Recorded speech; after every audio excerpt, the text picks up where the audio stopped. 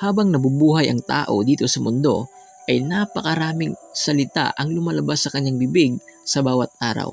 Merong mga mabubuting salita at meron din namang hindi mabubuting mga salita na lumalabas sa bibig ng tao sa bawat araw. Kaya tayo ay pinag-iingat ni Santiago sa ating pananalita at huwag kaagad nagagalit. Ang sabi sa Santiago 1, verse 19 to 20, mga kapatid kong minamahal, unawain ninyo ito, maging alisto kayo sa pakikinig, maingat sa pagsasalita, at hindi agad nagagalit.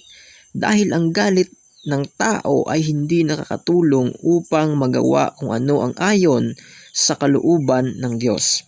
Ang sabi sa scripture mga kapatid, maging alisto tayo sa ating pakikinig at maging maingat sa ating pananalita at hindi kaagad nagagalit. Dahil ang galit, ito ay hindi nakakatulong sa atin sa paggawa ng kalooban ng ating Diyos. Kaya tayo ay pinag-iingat sa ating pananalita kasi ang tao kapag nagagalit ay hindi na nito nakokontrol ang mga salita na lumalabas sa kanyang bibig. At kapag ito ay hindi napigilan, ay makakapagsalita ka ng hindi maganda laban sa iyong kapwa, ikaw ay magkakasala, makakasakit ka ng damdamin ng iba at hindi mo na ito mababawi pa. Kaya tayo pinag-iingat ni Santiago sa ating pananalita at ang ating dila.